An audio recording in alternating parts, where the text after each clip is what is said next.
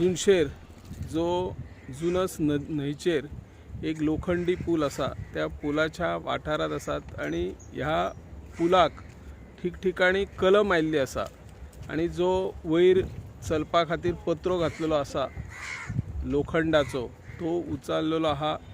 भविष्यात एखाद्या वेळी जर पर्यटक किंवा थळावे नागरिकांक इजा जावपाची शक्यताय असा।